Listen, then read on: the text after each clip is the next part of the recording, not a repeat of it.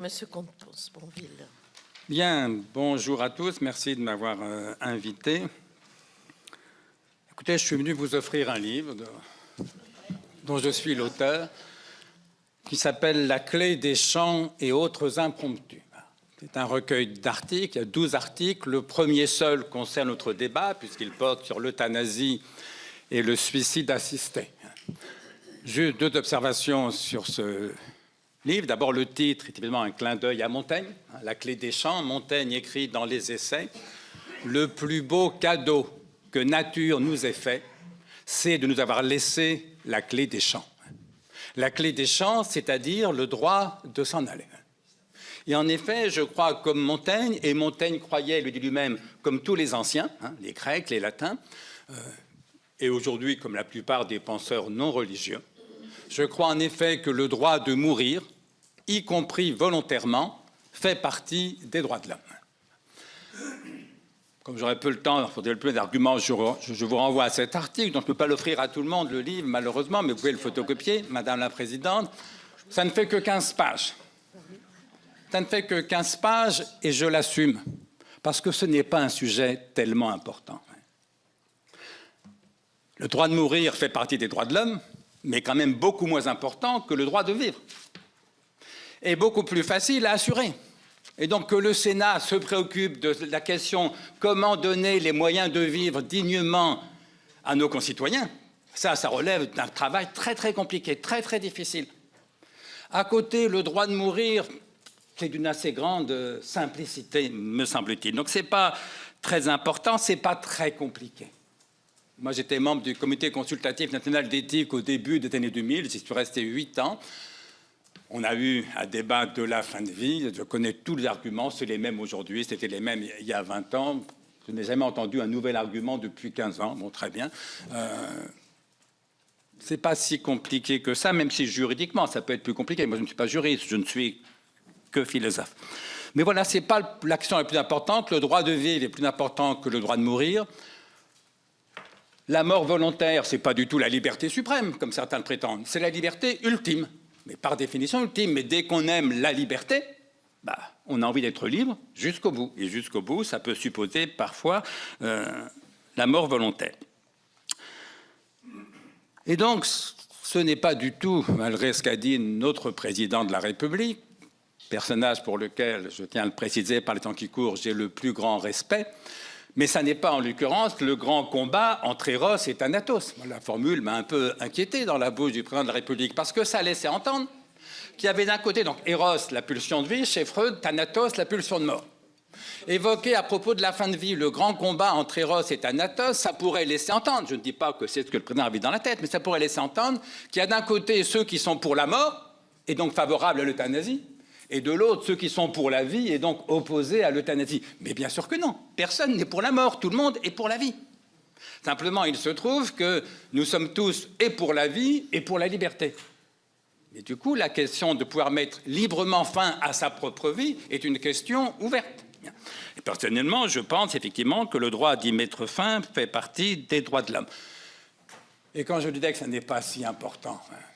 Vous savez, moi, au total, j'ai lu beaucoup sur la mort, et j'ai écrit pas mal, mais j'ai surtout beaucoup lu sur la mort. Je crois que ce que je connais de mieux, c'est un alexandrin de Mallarmé. Dans son art poétique, Mallarmé écrit « Ce peu profond ruisseau calomnié, la mort ». Ce peu profond ruisseau calomnié, la mort. Mais oui, la mort, ce n'est pas un océan infini, c'est presque rien, puisque, enfin, en tout cas pour moi qui suis athée, la mort, c'est rien. Voire moins que rien, comme disait Lucrèce. C'est le néant. Et donc voilà, ce peu profond ruisseau calomnieux la mort, je demande simplement à avoir le droit d'en décider moi-même dans certaines circonstances. Alors on me dit, oui, mais si tu veux te suicider, tu n'as pas besoin d'embêter un médecin. Bien sûr. Mais enfin, me suicider, c'est pas si facile que ça. Moi, j'ai pas de revolver chez moi. Souvenez-vous de Gilles Deleuze, le philosophe, à 70 ans, souffrant d'une insuffisance respiratoire extrêmement grave, n'en pouvant plus, voulant en finir. La seule façon que Gilles Deleuze a trouvée pour en finir, ça a été de se jeter par la fenêtre du 5e étage où il habitait. Lequel d'entre nous se souhaite à lui-même ou à ses proches une mort pareille? Mais enfin bon, c'est vrai, je peux me sauter de la fenêtre. Moi, j'habite au 6e étage, les chances de me rater sont limitées. Oui, je peux, si je suis en bonne santé. Mais tant que je suis en bonne santé, pourquoi voulez-vous que je me suicide? C'est idiot, moi j'aime la vie, j'ai envie que ça dure le plus longtemps possible. Mais imaginez que ce soir, j'ai eu un AVC. Ça serait pour moi le 4e, entre nous soit dit. Je me trouve à l'hôpital ou dans un EHPAD. Eh bien, essayez de vous suicider dans un EHPAD ou dans un hôpital, vous m'en direz des nouvelles. C'est impossible. Or, c'est justement là que je pourrais avoir envie, pour de bonnes raisons, de me suicider. Pas quand je suis en bonne santé, mais quand je suis malade, dépendant. Sauf que c'est justement quand je pourrais avoir de bonnes raisons de vouloir mourir que je ne peux plus le faire moi-même. Et que donc j'ai besoin de l'aide de quelqu'un. Ben, je trouve que l'aide de mon médecin, s'il y consent, j'y reviendrai, est quand même ce qui paraît le plus naturel. Voilà, et puis il y a les cas où on ne peut pas, effectivement, du tout, y compris jeune parfois. Souvenez-vous de Vincent Humbert, donc ce jeune homme de 20 ans, paralysé des 4 membres, aveugle, muet, ne pouvant plus bouger, je crois que le pouce de la main gauche, si je me souviens bien, qui supplie sa mère de l'aider à mourir. J'aurais fait comme lui, j'aurais fait comme elle. Pour ma part, j'oblige personne à en faire autant. Mais moi, alors évidemment, si le jeune Vincent Humbert avait voulu vivre, il fallait tout faire pour lui donner les moyens de vivre le mieux possible, le moins mal possible. Mais dès lors qu'il voulait mourir, de quel droit lui interdire de le faire? Le jeune Vincent Humbert n'était pas en fin de vie. Autrement dit, il ne relevait pas de la loi Leonetti. Il avait 20 ans, espérance de vie 65 ans. Voilà. Est-ce que c'est une raison pour l'empêcher de mourir? Mon ami Roland Jacquard, journaliste, mon premier éditeur, s'est suicidé à 80 ans. J'ai dîné avec lui un mois avant sa mort. C'est l'un des dîners les plus chaleureux, les plus gais, les plus tendres que j'ai vécu de ma vie. Il n'était pas handicapé, il commençait à avoir mal aux genoux, il vieillissait, il avait peur de devenir Alzheimer. Il pensait qu'il avait assez vécu, il a décidé d'en finir. Comment? Lui, il a eu la chance, il n'a pas eu à se jeter par la fenêtre. L'une des raisons de sa joie, quand on a dîné ensemble ce dernier repas, il m'a dit, écoute, je suis très content, un ami mexicain m'a donné enfin la substance létale qui me permettra de mourir quand je l'aurai décidé. Ben, tant mieux pour lui, mais tout le monde n'a pas un ami mexicain. Plutôt que chercher un ami au Mexique, je préfère pouvoir demander l'aide de mon médecin. Et puis, il y a la maladie d'Alzheimer. Moi, mon père est mort Alzheimer. Hein. Quand il n'a plus pu vivre chez lui, dans le petit pavillon de banlieue où il habitait, sa femme a trouvé un 2 pièces dans une maison de retraite, pas un EHPAD, une autre retraite tout à fait normale, assez chic même. Ils avaient un peu d'argent.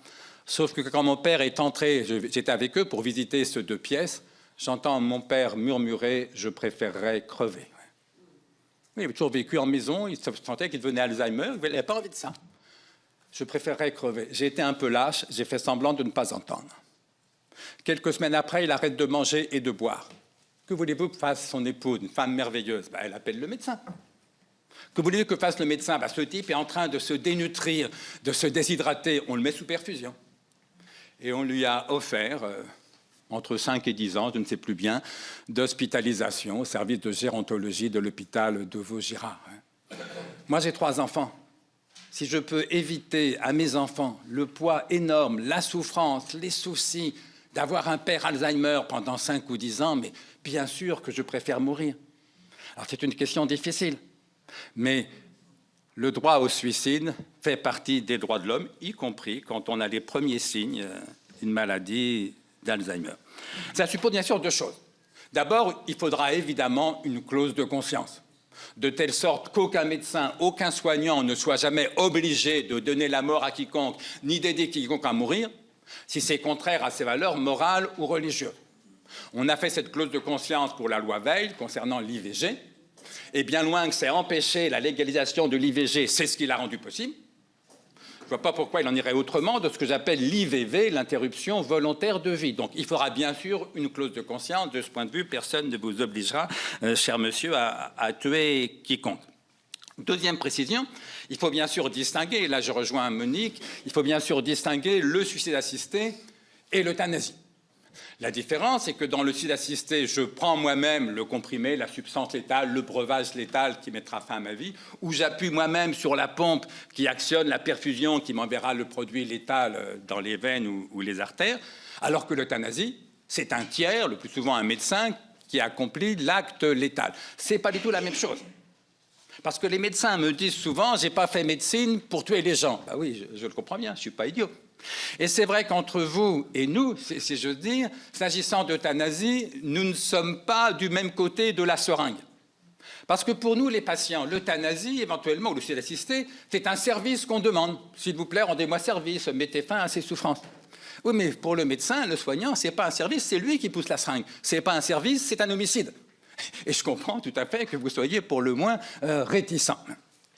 Et donc, dans tous les cas où le suicide assisté est possible, et où bien sûr le patient veut se suicider, sinon c'est plus un suicide, il faut bien sûr privilégier le suicide assisté par rapport à l'euthanasie, parce que ça évite de faire porter à un tiers cet acte d'homicide. Or, c'est presque toujours possible. Il faut vraiment être extrêmement limité pour ne pas pouvoir avaler un comprimé, boire un breuvage ou appuyer sur la pompe qui envoie le produit létal dans la perfusion. Je ne suis pas un médecin, mais je pense que ça va être de 90%, 95% des cas, le patient peut lui-même absorber le produit létal. C'est donc non pas une euthanasie, mais un suicide assisté. Il se trouve qu'il y a quelques cas où c'est impossible, le cas du jeune Vincent Imbert, mais on en pourra en trouver d'autres, qui, pour peu nombreux qu'ils soient en proportion, doivent quand même représenter plusieurs centaines de cas par an dans un pays comme le nôtre, qui requerraient pour le coup légitimement l'euthanasie. Auquel cas, et donc je pense qu'il faut légaliser les deux, et le suicide assisté et l'euthanasie, mais en indiquant que dans tous les cas où les deux sont possibles, techniquement, si je veux dire, il faut bien sûr privilégier sans aucune hésitation le suicide assisté. J'ajouterais que je n'attends pas une loi consensuelle, parce qu'il n'y a pas de loi consensuelle. Souvenez-vous de la loi Veil. Alors s'il y a une loi qui n'était pas consensuelle au moment de son vote, c'est bien la loi Veil. Et pour des raisons que je comprends, parce qu'entre se dit le problème moral de l'avortement est infiniment plus grave que le problème moral du suicide assisté. Parce qu'il s'agit de soi, simplement. C'est ce que dit Montaigne, s'agissant de l'interdit d'homicide que Monique, à juste titre, rappelait. Sauf que Montaigne écrit dans les Essais, je cite de mémoire et approximativement, mais quand je prends de l'argent dans ma bourse, je ne suis pas coupable de vol, c'est mon argent. Quand je brûle mon bois dans ma cheminée, je ne suis pas un incendiaire, c'est mon bois, c'est ma cheminée. Et donc, quand je mets fin à ma vie, je ne suis pas un meurtrier. Et c'est pourquoi la question du suicide fait partie, effectivement, des libertés, non pas suprêmes, encore une fois, mais des libertés ultimes. Donc, je n'attends pas de consensus pour ce qui est de cette loi que je souhaite. J'attends un apaisement. Et là, je dirais que la loi Veil est très éclairante. Rappelez-vous le climat de tension, de drame et d'injustice vis-à-vis de Mme Veil, dans lequel ce débat s'est formulé. Tout le monde n'est toujours pas d'accord sur cette loi Veil. Beaucoup de gens très respectables sont opposés à l'avortement, y compris à la légalisation de l'avortement ou à la dépénalisation de l'avortement. Le consensus n'est pas réalisé, mais le débat est apaisé. Voilà. Maintenant, à ma connaissance, quasiment personne en France, parmi les personnes les plus participant au débat public, parmi les républicains, disons, je connais très peu de gens qui demandent l'abolition de la loi Veil. Voilà.